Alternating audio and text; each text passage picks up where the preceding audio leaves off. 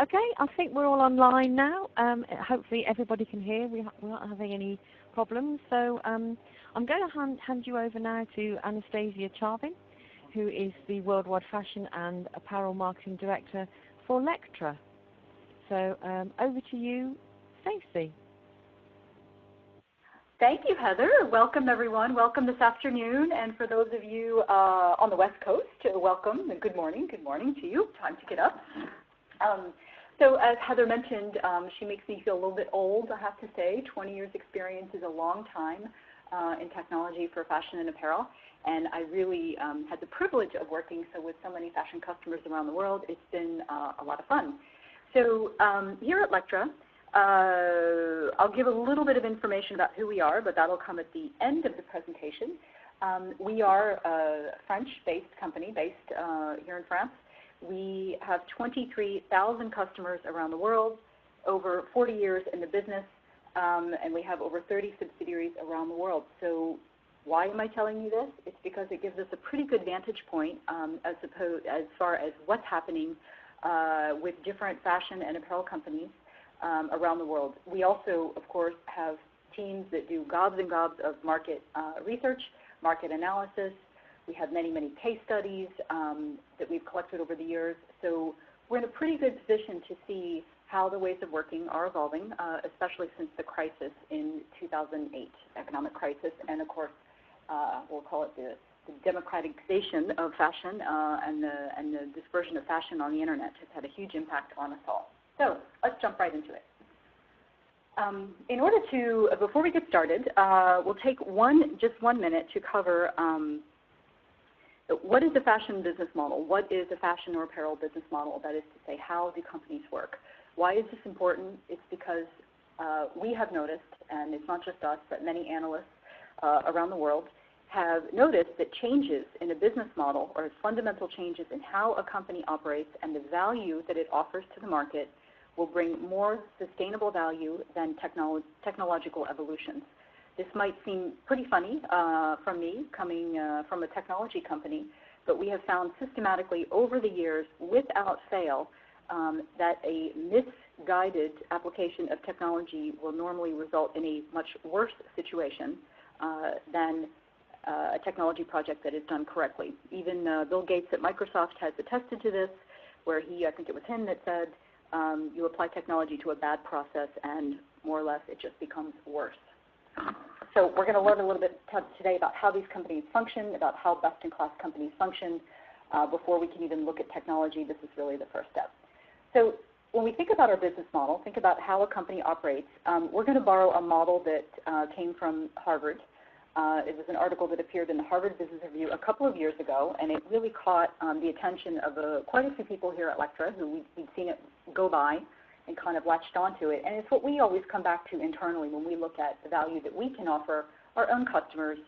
So, you can draw parallels from this. So there are basically 4 components. The first component is the customer value proposition, and that, in short, is basically what value do you offer the customer. So how do you help customers resolve a fundamental problem? What is the customer need, and how do you fulfill this need? And then, of course, you need an offer that meets this need. So that's the first step. The second component is profit formula, or basically how do you create value for yourself while also providing value to the customer. That's key because you need to create something for yourself, value for yourself, in order to stay in business, and you can't give too much away or you'll go out of business, and you can't give not enough away or you will also go out of business. So this comes down to a bunch of financial components like the revenue model, the cost structure, margin model, and the resource velocity, or basically your turnover of goods, how quickly you can convert inventory into assets. And then we have key resources. The most obvious key resource are your people. So if you don't have anybody to do all this stuff for you, you're kind of in a tight situation. But it also comes down to technology, the products, brands, and intellectual property is something, of course, very, very important to fashion. And then your channels, your distribution, so your retail facilities or any kind of e-commerce channels that you've created for yourself. And then the last component are the key processes, or basically how you get stuff done. So recurring tasks, your rules, your metrics, your norms. So all of these 4 components, we'll see, are put together in different combinations across the fashion industry so that each company in the end is unique and offers a unique value to the customer. And essentially, if you don't, you will be out of business. So let's put that aside for a second. We're going to come back to it after we look at a little snapshot of what's happening in the market. The fashion market has been in a major state of flux since 2008, as I've mentioned, and there are a couple of trends that are coming, things that are simmering that we see around the world that are going to impact us all, I would say, for the years to come, especially in more retail and brand mature markets like the US and Europe. So if we take a step, let's look at very, very basic information. We look at the market. We look at where retail sales are coming from and what they're predicted to be over the next couple of years. If we take a snapshot of a 20-year period of time, we see a breakdown where this is billions of dollars. So this is saying that in the year 2000, the apparel sales, excluding accessories, which is important, apparel sales were about $720 billion. And this is scheduled to go up, this is predicted to go up to $1.7 trillion by 2020. So if we look at the breakdown of where this growth is expected to come from, we see the gray countries represent the more mature markets. So we see the US and Europe in there, we see Japan in black, and then part of the BRICS, so this excludes Russia, but we see India, China, and Brazil in red. And we see that the percentage, the weight of these red countries is growing. So if we look at from 2000 to 2010, the increase is growing. We see it growing in this pattern here. And then if we look at the spike now up to 2020, we see that there's another wave of growth that's set to occur where basically we see that overall in mature countries, the growth from 2010 to 2020 was only about 2% per year, whereas the growth for these emerging regions is set to be 8% per year. So even though overall we are, as people, consuming more fashion and more apparel over time, there's certain regions that are going to grow more quickly than others. And then we see a little bit of the breakdown, a finer analysis, and basically if we look at the numbers in a different way, we will see that a big spike in growth is in fact going to come from China. So China, we see, is getting ready to explode as far as demand. And now we look at the production side or the supply side. What's going on there? There's been a lot of talk about companies moving out of China because the cost of labor is increasing and because of a host of other factors. So let's see now what this looks like. If we look at this graph, we have data basically mapped out, apparel exports. So global apparel exports are in the white line, shown in the white line. And we see that this is increasing from 1995 to 2011, where it's over double. If we look at the red line, this is showing the percentage of Chinese apparel exports. So what percentage of the overall apparel that's being exported, which percentage comes from China? And we see that even though demand is still growing in China, domestic demand is still growing in China, we see that they are continuing to export quite a bit. And this is not really predicted to slow down. So China is really in a leading position of both producing for its own population as well as producing for the rest of the world. So I mentioned that in China we've seen wages increase by quite a bit over the past couple of years. Here's just a little bit of information about the different regions within China, and we can see a huge spike where wages are easily doubling in some of the apparel and the concentrations of apparel production, the regions that focus a lot on this. There was an article that came out just a couple of weeks ago that talks about basically the cost of producing, not specifically apparel, but goods in general, between the U.S. and China. When you add in the cost of wages, the cost of shipping, the cost of social charges, social security, things like this, healthcare, actually the difference is much, much less significant than it used to be in the past, and it only costs about, on average, 4% more to produce in the U.S. than to produce that same article in China. So if we look now at the number of pieces produced, because we looked at sales, we see that this is also set to increase from now until 2016. And then we look at, okay, globally, what weight, how much of that is coming from China around the world? we see that at least 50% of that is coming from China. So it's a little bit over 50. We see about 13% of apparel comes out of India, 6% in Bangladesh, 3% in Vietnam, 3% in Turkey, and then we have the rest of the world. So this would include Eastern Europe, North Africa, Latin America, Central America, and then pockets throughout Europe and the US. Now, there was a lot of talk about moving production out of China, so we took a look at that as well. So if we look at, here's a mapping of apparel exports in China from 2012. So we see, around the world, we see China with a huge lead in terms of billions of dollars, $169 billion of apparel came out of China. We map that against the number of factories in China and in all these other regions. Again, with the population of people that are able to staff these factories or, in fact, consume what is produced from these apparel factories. And we see very clearly, very, very clearly that China is in the lead with 18,000 factories, a significant population. They have been doing this for a number of years, we don't forget. So there's a certain infrastructure and a skill set and a savoir-faire that is in China that is simply mathematically, when we look at the data, it is not present in other regions. The other region of interest that has a lot of factories is, of course, India, but they're at this point not as organized in the context of apparel export. So we see China for sure is going to continue to be an influence for all of us for the years to come. So now, what are some of the other challenges that we see? These are definitely production side challenges, and what are some of the other things we see going on around the world? Well, one of the biggest things that's impacting us all, and this is really a big, big deal, is the amount of stores or the amount of clothing that we simply have at our fingertips today. So one measure of this is the amount of physical store space per person. If we look at the number of square feet that are available in Italy, France, UK, and Japan, we can see where there's a little bit of an unequal distribution. So in Italy, when we see 1.1 square feet per person, that's not a lot of retail space, actually. And we see in France, it's a little bit more intense. UK and Japan, which we know in Japan, if you've ever been there and you've ever walked around, there are absolutely stores everywhere with all kinds of cool Japanese brands that we don't have necessarily in Europe or the US. Same thing in the UK.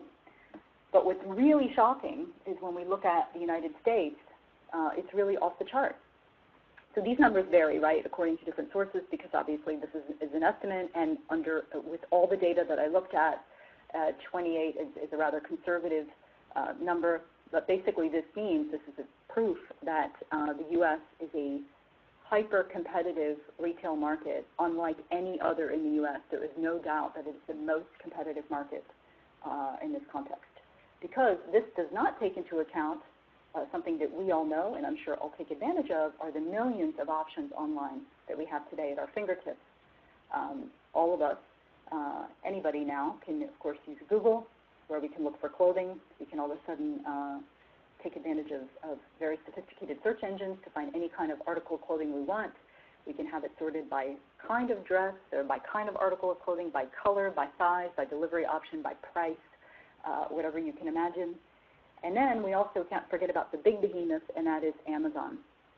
So when Amazon entered the fashion space, if you read the fashion press at all, you will have noticed that it has been nonstop a topic of conversation, because this is basically making fashion available to anybody, and it's starting to treat fashion more and more as a commodity, which of course is dangerous for those of us in the industry.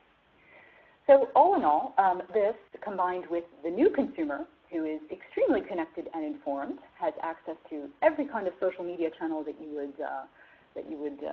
could hope for, a number of fashion blogs, where we see just an insane number of fashion blogs, an insane number, over 2 trillion Twitter feeds related to fashion now, that the amount of information and the access to different types of clothing, pretty much whatever you want, wherever you want, whatever price you want to pay, has led to some pretty irrational behavior on the part of the consumer. Of course, some of this is our own doing.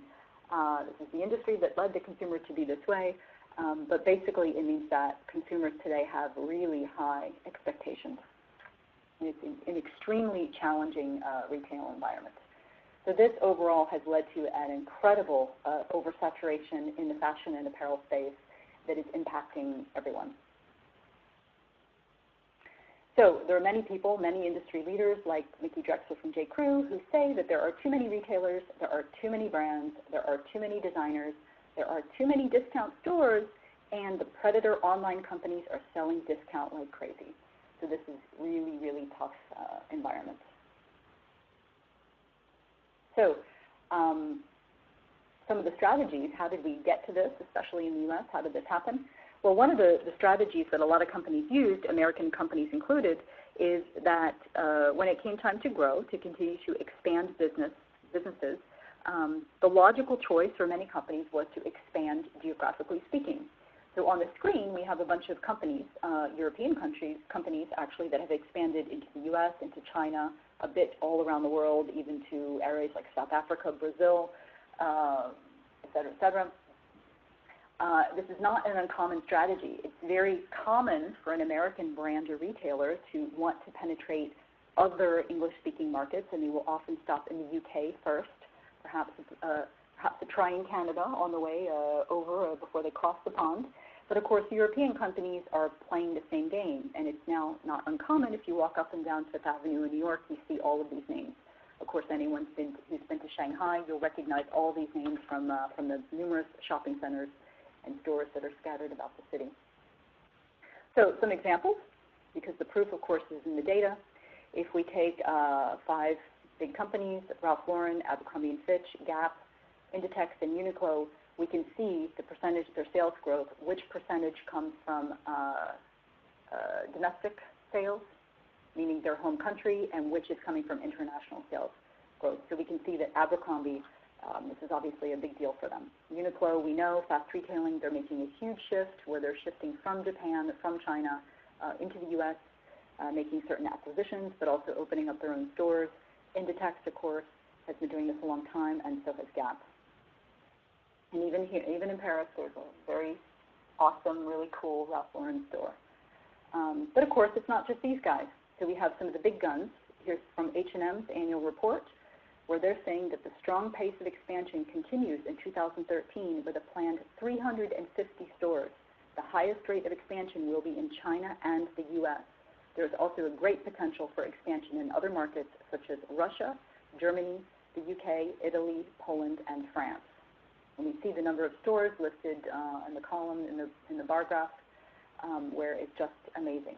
The thing that I find super interesting about all this is not so much that they're targeting what we consider to be developed countries, but when you look at the last number, the 1,001 rest of the world stores, this I think is very telling because it means obviously they're having a bigger and bigger footprint outside what we would consider retail mature markets.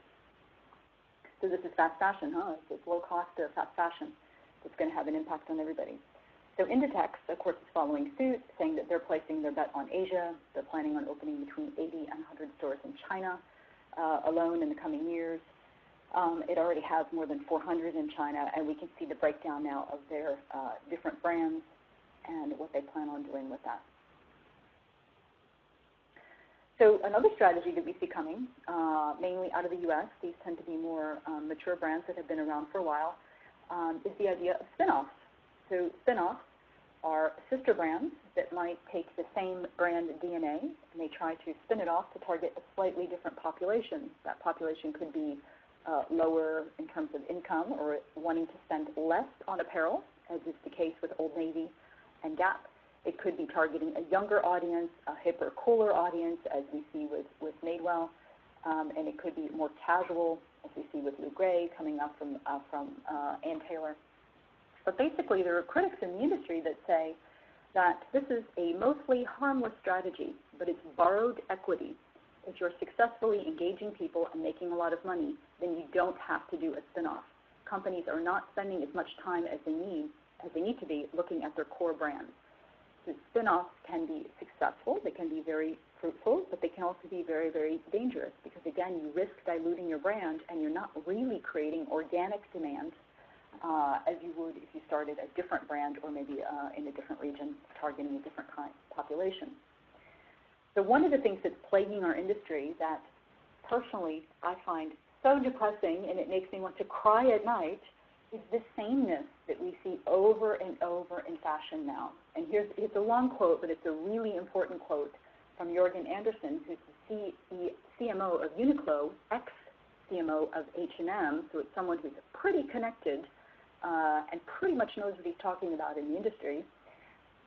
And he says, since fashion went digital, everyone has access to the same information at the same time.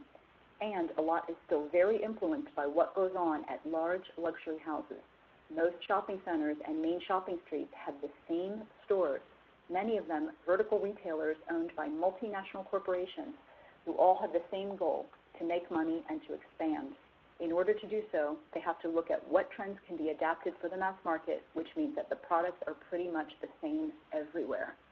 Anyone who goes to a shopping mall or a shopping center and walks around, if you pay attention to what's in the store windows, if you pay attention to what collections are being presented, you will see the same trends over and over, a different riff off of the same trend, which is unfortunate if you happen to not like the trend that's popular at the time. So let's play a little game. Let's see to what extent this is true. So we've taken 5 brands, okay, well-known brands, where I'm sure that you know some, if not all of these, and let's try to guess which article of clothing came from which brand. So here are 5 pictures, and these are all dresses, little black dresses that we just took off of these companies' websites just last week. So this is actually what is selling today, right now. And try to imagine which dress comes from which brand, which image is associated with this brand, which brand. If you're like me, I really had a hard time, and I was wrong. It was impossible. So let's give a little hint. I'll give you the prices of each garment. So these are the prices in euros, as these were taken from European sites. And if you're like me, you will find that it's not very helpful. So this speaks to, and then we'll show you which one came from where, so you won't be up at night worried about it. But this just goes to the point. It shows that it's an extremely competitive market, again, on a worldwide basis where production and quality issues aside, in terms of branding and styling, there's less and less differentiation happening in the marketplace. So our Ms. Vanessa Friedman from the Financial Times, who's now with the New York Times, head of fashion pages, tells us that things are safer today. Word is that retailers will no longer take gambles on new designers or on old designers with new looks or on any look that doesn't look like the last look that sold well, because they make their buy according to the buy that worked the season before, because it is, say it with me, safer. So this is terribly, terribly, terribly depressing. So what is a company to do? So what do we see different companies in the market doing, and the industry doing? What do we see in terms of best practices? So here are some business strategies that we see emerging. So I've grouped these into 4 categories, looking at the core business model of a company, looking at newness and design, fit, and the challenges associated with that, and then different sourcing strategies. Of course, there are many, many others, but those would require a second webinar that we couldn't fit in today. So first, let's look at business model. So if we did a breakdown, this came from an article in the Wall Street Journal. So I'm sure that many of you have gobs and gobs of this information about your own products, and you will find a similar situation. But this is a breakdown of a pair of True Religion jeans, so a very high-end premium jean that's known for being very discreet, not a lot of flashy logos or anything like that, just a good quality pair of pants, with a retail price of $310. So as you know, we can see right above the $310 that the projected wholesale price is about half. And if we look at the cost, we're going to see that that's about half. So how do we get to this $300? The cost, of course, doubled equals the wholesale price. The general rule of thumb, no surprise. We take the wholesale price times 2, and then we get the retail price. What's interesting is if we take this equation and now we look at the different steps involved in creating apparel and the different players within the apparel industry, we see that this would mean that a brand can make about 50% margin a distributor or a retailer is going to make between 20 and 30%, and then a manufacturer is going to make typically between 10 and 15%. Now, this is maybe a little bit optimistic, because one trend that we see coming out now, which is really paints a picture about how difficult the situation has become, is that we see from the Women's Wear Daily, factories generally make between 1 and 3% net margin. For the past 2 decades, middlemen have been squeezing suppliers, which make close to no profit. We can speak from experience with this here at Lectra over the past 2 years. I'm here broadcasting from the Lectra campus in Bordeaux. Over the past 2 days, we've had an event where we had many, many customers, about 50 customers, 40 customers, with us for 2 days of workshops and presentations. And just in chatting with them, because some of them are our producers, they are, from around the world, where they are indeed seeing the same thing, where it's not uncommon for a supplier now, a producer, to make 2% margin, which is very, very low. This, I think, speaks to the state of the fashion industry, where basically we risk becoming a commodity. And this is similar to what's happened to our farmers. It's similar to what happens with milk, for example, where the cost of a quart of milk, the price of a quart of milk is actually lower than the cost of producing and getting it to you. So we don't want this to happen. So what are companies doing? So we break down the market into basically 3 profiles or 3 types of companies. This is, of course, an oversimplification, but it's a complex industry, and we can't look at too many variables at a time. If we break this down into retailers, or those with expertise in the art of retail, so managing channels, worrying about customer display, visual merchandising, margin, do we discount, not discount, that's one segment. The middle segment are brands, so there's companies that are focused on innovation and storytelling. And then the last segment are the apparel manufacturers, and of course their DNA is based upon production-related issues like throughput, ROI, turnover, cost, producing to cost, producing to quality while meeting time limits. We see now very deep changes in the industry, where we see that brands are moving to own manufacturing facilities as well as retail facilities. And if we take some of the luxury brands, we see that they are buying tanneries. So they're buying tanneries that do exotic skins like alligator or snake skin, so that they can not only control the process, but they can also guarantee a supply of rare raw materials. But there are many, many examples of this. We see that retailers are definitely getting into branding. Some of them are also going back and buying factories. And then we see very striking, and this is probably the biggest change that's going to impact everybody, we see more and more manufacturers, especially big Chinese companies, whose holdings include apparel. Maybe their main business is not apparel. Sometimes their main businesses could be things like real estate, television. I've heard of some owning stadiums. They own all kinds of stuff, but they also do apparel. They are now buying brands, so they're starting their own brands and their own stores. Here at Lectra, we have a number of customers in China, and we looked at our customers and what they're doing today, some of the changes they're making, and we found that between 60 and 70% of apparel manufacturers are now starting their own brands, and if not, their own retail operations. So this is significant, because these guys are very good at producing, they are very good at managing their margins, and they're essentially buying seasoned talent from European and American companies to come in and do the brand, help build product, help build a story, help build DNA. It's a very, very interesting development. So what's happening with all this? What does this mean for us? Is we take our retailers, we take our brands, we take our manufacturers, and we see them merging. So we see more and more the development of a hybrid business model. So it's not only hybrid in terms of branding, retailing, manufacturing, but companies are also adding concurrent business models within their companies. So a couple of examples, to be a little concrete about it. When we look at Gap, we all go to the Gap today, so we can think it's a retailer, but this is a company, we think it's a brand, but this is a company that was actually a retailer, where back in my day, when I was a kid, I used to go to the Gap and buy Levi's. I'm sure some of you remember that, but today, of course, they're known for their own products. Nike, we all know the story there, where Bill Bowerman and Phil Knight started selling shoes out of the back of a car after Bill Bowerman experimented with new soles using his wife's waffle iron. But of course today, if you were to go to Nike, if you want to buy Nike goods, you go to Nike Town, or you go on Nike.com and you order it yourself. And then the last one is a little bit less well known today, but I'm sure it'll be more well known in the future, and that is Newness, who is a Chinese manufacturer, where the gentleman who started this company started manufacturing outerwear as his goal was to make enough money to start his own brand. And he has, and he's been extremely successful. And today when you look at the branding of this company, it is on par with the Gap and Nike. In fact, it's difficult to tell them apart, aside from the model.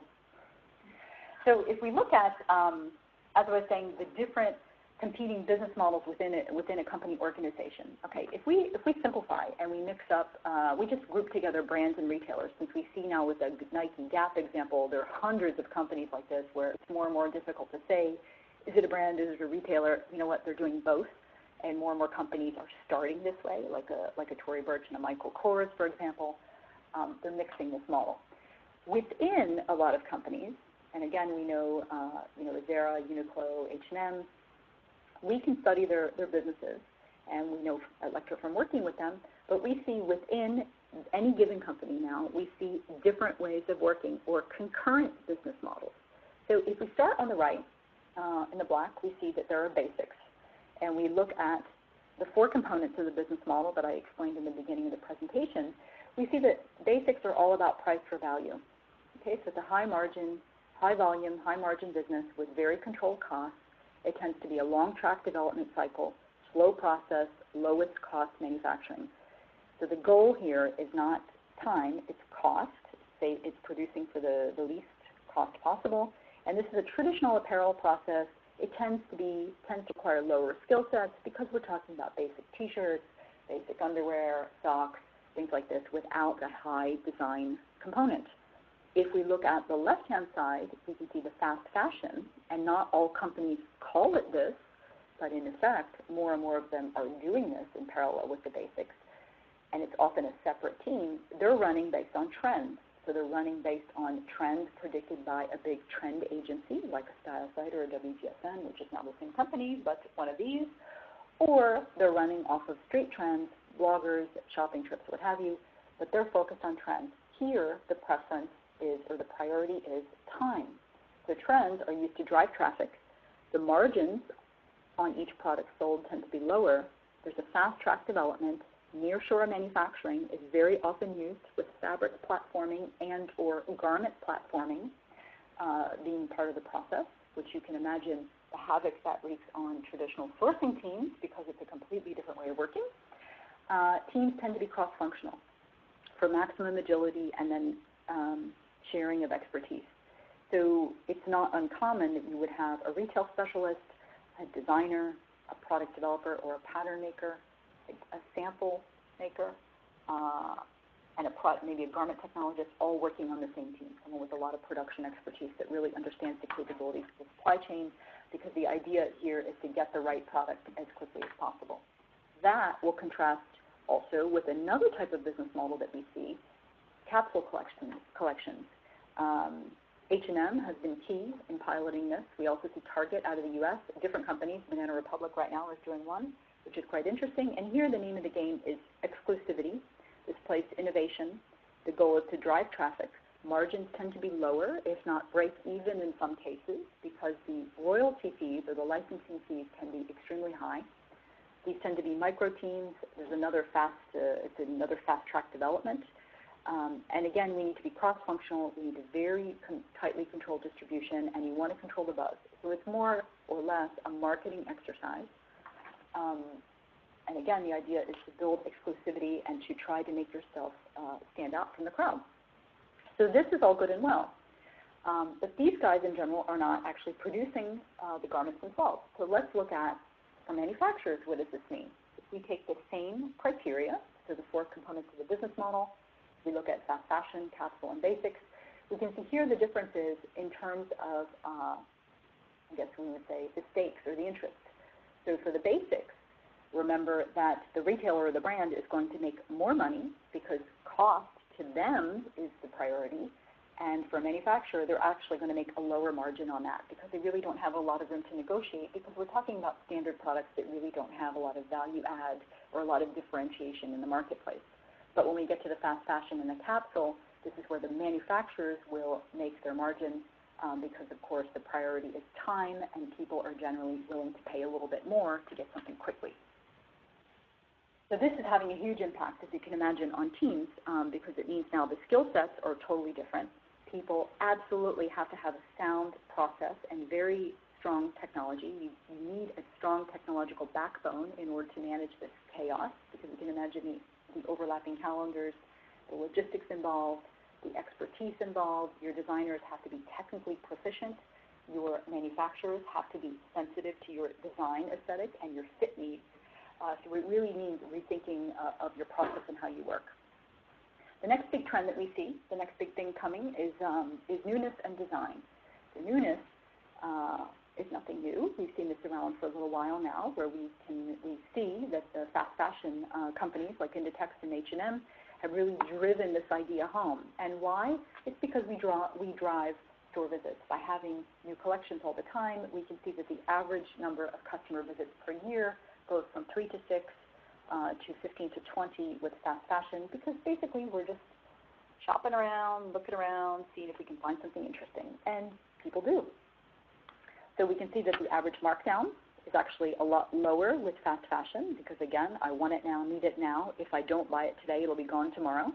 And then this has meant that the number of seasons has also exploded. So we're moving now from 2 to 4, as was traditionally, to 24 to 12 to 24, which again plays to the complexity of the product development team.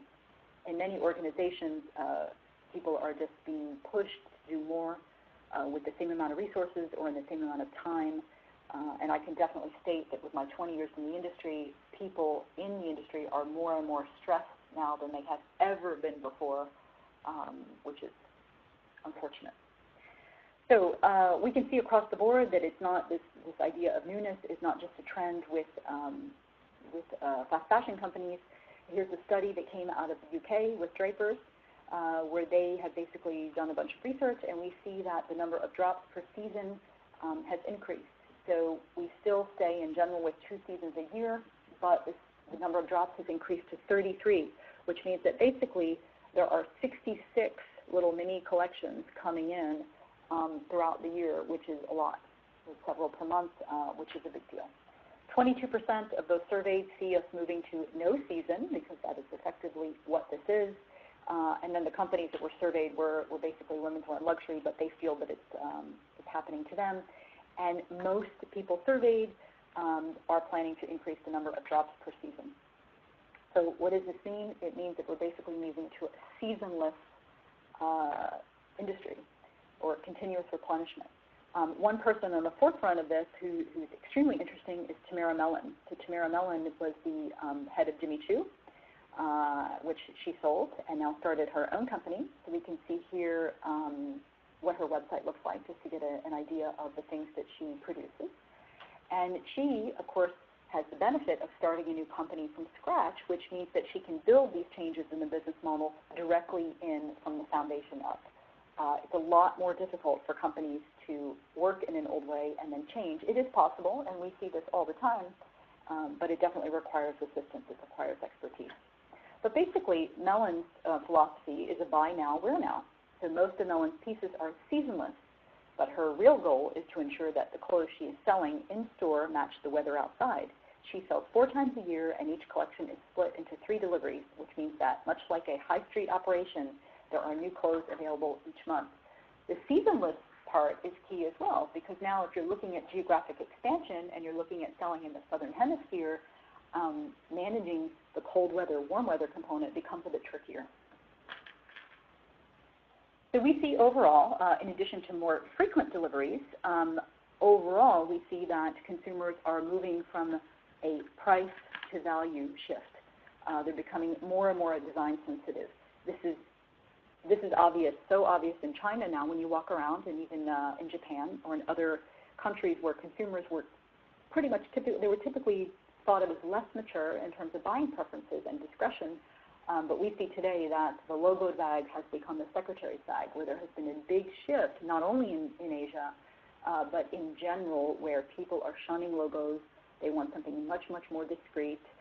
We see this with the rise in popularity of brands like Celine, which are very understated, simple, beautiful lines. You don't need a lot of bling on top of that. So this is definitely a trend. It's been all over the runways for the past year or two. The other big trend we see is just some companies, and again, this is coming out of luxury, but luxury is on the forefront of many trends, not just in terms of fashion trends, as in what color is trendy, but in terms of how we work and being innovative in terms of business model, and that is beautiful design. So here's a photo of beautiful designs that came from Vogue, and we see very clearly that within the luxury houses, there has been a huge shift. The power of the designer is absolutely growing, and we can see that there are several companies that are doing this, but specifically if we take Kering, because Kering is a very design-friendly company, but they have a whole roster of famous designers now, young labels that they've acquired. A lot of these designers design for a Kering brand, but also maintain their own labels, and this is a way to let them have creativity in their jobs, to have creative brains. We see others, such as Lagerfeld, Galliano, before he was kicked out of Dior, Marc Jacobs, et cetera, et cetera. Vanessa Friedman tells us that this tasks successful designers less as work for hire and more as integral assets. So we see, again, a shift where the priority is design, it's having unique products that customers will pay more for. And this is a strategy that can be applied to an accessible luxury, a premium luxury price point, or even a good ready-to-wear price point. Another big thing that we have in fashion that is, of course, unique to us is fit. So I think we all remember Jennifer Lopez wearing this dress, and I asked myself, I'm sure we all did, what would happen if it didn't fit perfectly? Can you imagine the fashion faux pas that would have burned up the internet? So fit is a huge concern. And one of the strategies a lot of brands and retailers think to have, or even manufacturers getting into their own branding and retailing, is that they'll simply open up an e-commerce store. We can see in fashion, in terms of clothing, that there's still a long way to go before this becomes massive, big business. We can see that overall, about 13% of clothing is bought online. Contrast that to shoes, which are about 20%. And then if we compare that to more staple goods like books, electronics, the percentages get higher and higher, ranging from 30 to 40%. So e-commerce is generally, it's still in its infancy, but we all know that it's coming, and it's definitely coming quicker and quicker. 80% of clothing sold in stores is tried on first. So that attests to the necessity and the complexity involved in fit. I'm sure you have the same experience that I do, where you really don't wear the same size in any brand. You never wear the same size twice. It seems it's a challenge. I tend to stick with the brands I know because I know they fit me, and I think a lot of people do the same thing. So we cannot underestimate the importance of fit as far as having loyal customers. So of the clothing bought online, 33% of customers are unhappy, but only 21% will return the item. So that's, these are a lot of unhappy people out there. 70% of clothing returns are due to poor fit, and we have found in our research that a 1% reduction in the rate of returns equals a 1% increase in profits. And this comes from fitsme.com, where they've studied basically the cost of returning goods, the fact that some goods returned, clothing returned online is never re-injected back into inventory for various reasons, but basically the cost of doing so is extremely high. The time to pay for shipping, to reintegrate everything, et cetera, et cetera. So honestly, it's better to avoid the whole issue if you can. One innovative strategy that's popping up is AYR, who's a division that's part of the Bonobos company, and they're putting together what they call guide shops. So guide shops are little retail spaces where they basically have one of everything, and the objective is you go in, you try things on, and then you place your order online. So you do not walk out with a big shopping bag full of stuff that you have to lug around. Of course, you don't get the sense of immediate gratification, But for those of us who don't enjoy carrying bags around all the time, it's not necessarily a bad thing. We like that one. Uniqlo, made for all, how appropriate a slogan, has found that when they went to penetrate the U.S., so going back to the idea of geographic expansion, that one of the roadblocks that they ran into was indeed fit and sizing. So they say in the U.S. there are many different ethnic groups, and this makes it tough to come up with an optimal range to match fit, and that is very, very, very much the case.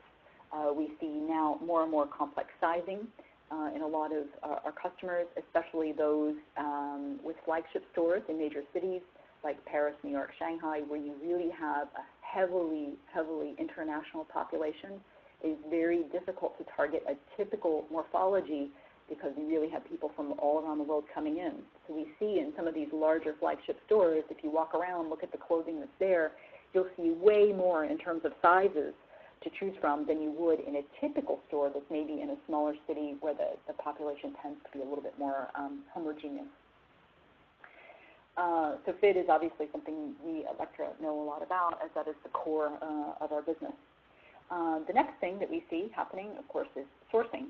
Over the past couple of years, with the shifts in labor cost in China, and then, of course, the cost of raw materials really fluctuating, it's been pretty clear that sourcing is more and more of a strategic component in any business model, so that logistics and supply chain are more and more important.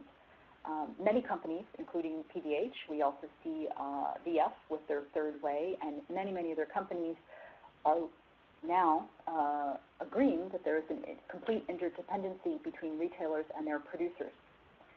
So they're starting to work more and more with their suppliers on end-to-end supply chain solutions, lean manufacturing models, and just-in-time relationships. This is very interesting. It's also a trend that we see here at Lectra, where companies now are looking to inject a lean methodology or a lean approach from the conception stage, so from product development or design all the way down to production. Because as we know, with lean, it doesn't work nearly as well if you don't integrate the entire process. It doesn't really work when you silo processes. In fact, it's all about the opposite of doing that. So we see with the supply chain, if we look at what's happening today, we try to look at this visually, get a graphic on this, we can see that the supply chain of the 90s was all about the plan, design, sample, select, source, et cetera, et cetera. These are all the different steps required to develop fashion, and they happen in a very sequential manner. So we used to have the luxury of finishing our planning before we started the next step. Then when fast fashion started to influence everybody, everyone said, you know what, do it faster, do it faster, do it faster. And there's a point in time where you can only work so fast, you just can't handle the pressure, or you start making mistakes, or things just take a certain amount of time. There's no way that you can accelerate. So just accelerating doesn't work. So today, what we see more and more is a really, truly integrated supply chain or supply flow, where we see roles and responsibilities mixing and merging more and more. So sourcing is blending with design. Design has to have a deep production knowledge. They have to understand finishing details.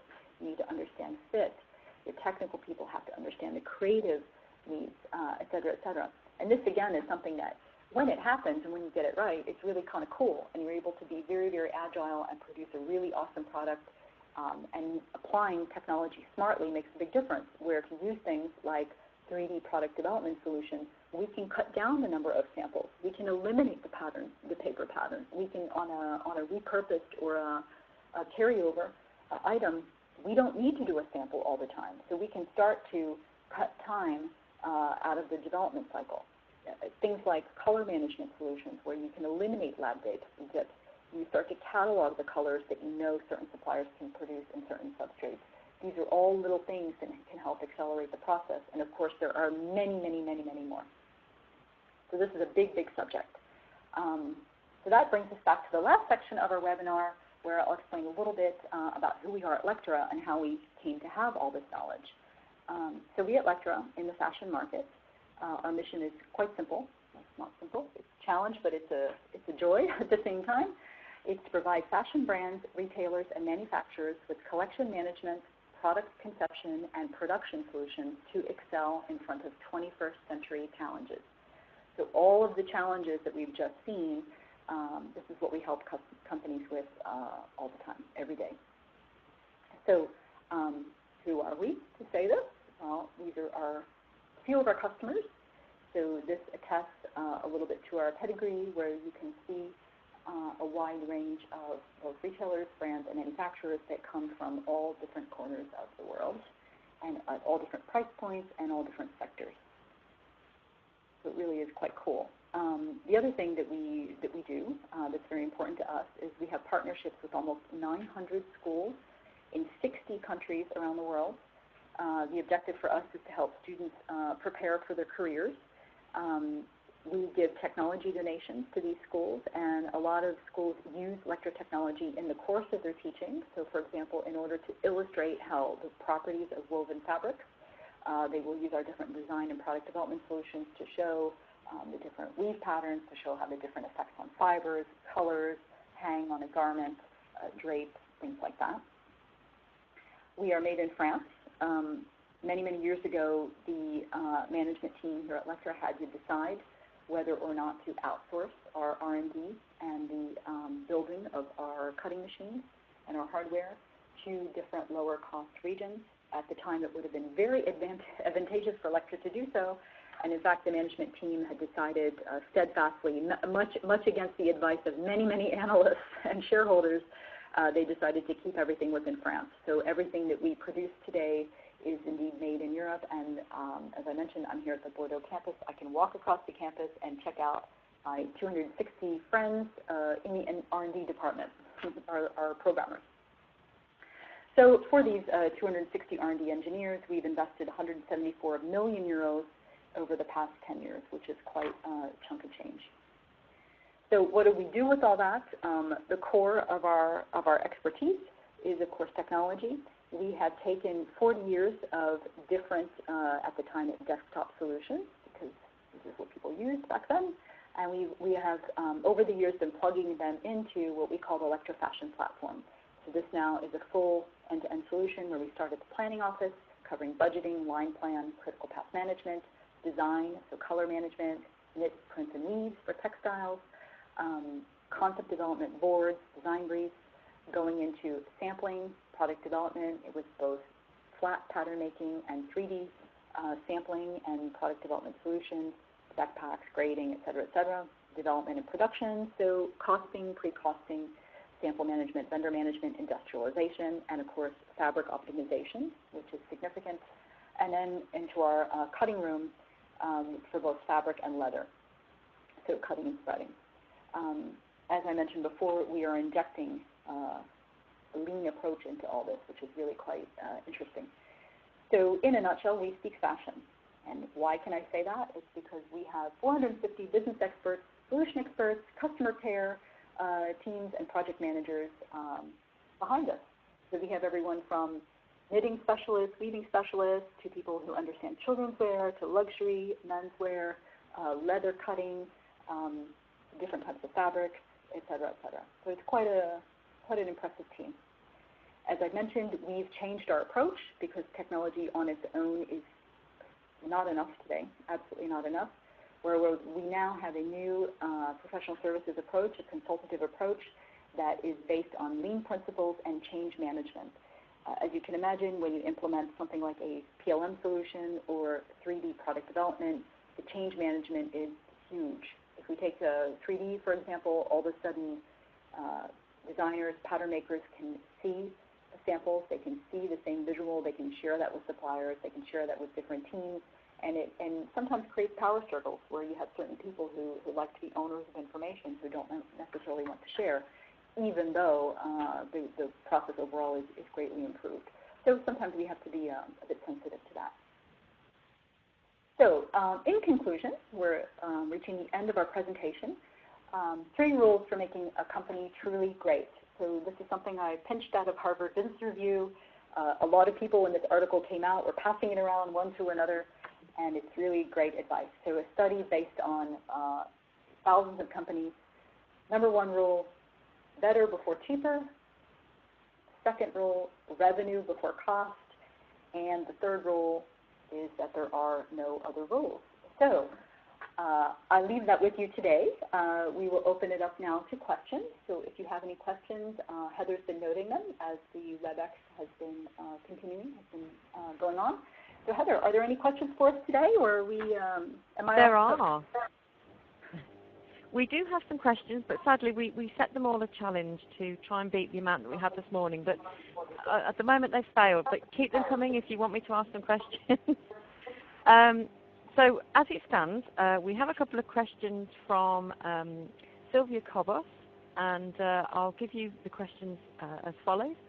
So first of all, what is your opinion on Western Hemisphere sourcing as a nearshore destination for the US to meet demands of current want-it-now customers? I think that's awesome. I mean, I think it's totally feasible. We definitely have customers. We definitely have customers, you know, in the U.S., in Canada, in high-wage regions like France, Germany, Italy, UK, who are starting to produce, and it absolutely can be done. No, it has to be done very, very smartly. You definitely have to have a smart application of technology. There have been a couple of articles that we've published on the subject. We recently had a conference in New York with the CFDA, the Council of Fashion Designers of America, the AAPN, American, he's going to kill me if I don't remember this, the Producers Network, American Apparel Producers Network, where basically we got into a lot of these details. But yes, it's possible. It's coming online. There's more and more buzz. It's been going on, frankly, in Europe for a long time. They've just been very smart about it. There's definitely production still in Italy, for example, that never left, as well as in France. So, yeah, we're on board. We thumbs up. Great. That's brilliant. Thanks. Okay. What about providing measurement charts to buyers on online platforms? Is it used a lot? No. I mean, we at Lectra, we don't provide measurement charts. We can, of course, manage that data, but many brands today are, they're moving away from standard measurement charts because we see that now that doesn't work, right? A generic, non-value-added approach doesn't work. So brands more and more, brands and retailers are developing their own measurements to target their own populations, and they can do this in a number of ways. There's a lot of body scanning technology now that's coming out. There's a lot better data that's coming out, better mannequins. One of the things we see is the explosion of more incremental sizes. Okay, I know there was an article recently in the Wall Street Journal that talked about the dumbing down of size, or how companies are moving more and more to a small, medium, large approach. That is absolutely not the trend here in Europe. In fact, I think people would be pretty unhappy if that were the case, because fit tends to be even more of a concern here.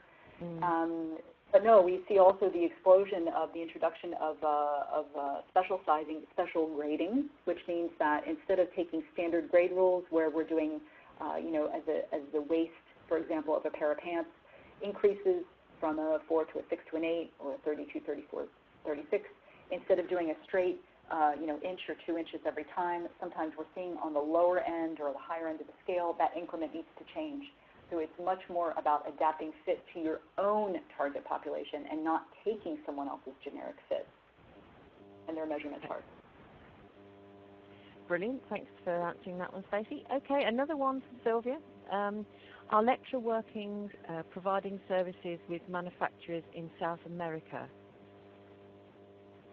We do. I'm not quite sure what Sylvia means by working or providing services with, but we absolutely work with manufacturers in South America, definitely in Brazil and Colombia, Argentina, all over the place. So yeah, absolutely. But if Sylvia has more detailed questions about that, she can feel free to contact me directly.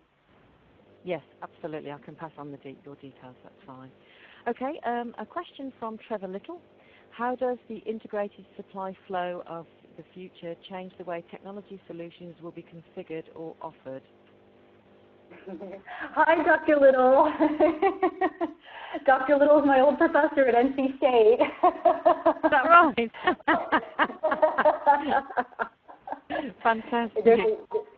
there's a huge impact, absolutely a huge impact. We're definitely seeing, really out of China, there's a huge push for PLM, where more and more manufacturers are getting into the game, whereas for them, PLM has traditionally been something that they've been asked to use by a brand or a retailer. I can't disclose who, but we're talking to a number of big manufacturers for PLM that we never really would have thought to approach, but due to different discussions has come on the table. And then there are a lot of other things that we have in the works in our roadmap. So I don't want to comment too much about that. But the other big thing we see, as I mentioned, is a huge infusion of a lean methodology or a lean approach in the manufacturing, in the supply chain. And we've done at Lectra a couple of really cool projects with manufacturers in China and in Europe, where we're essentially reworking a process, because we've seen over the years that companies tend to, when they want to increase capacity or make a change, one of their first reflexes is actually to buy more technology.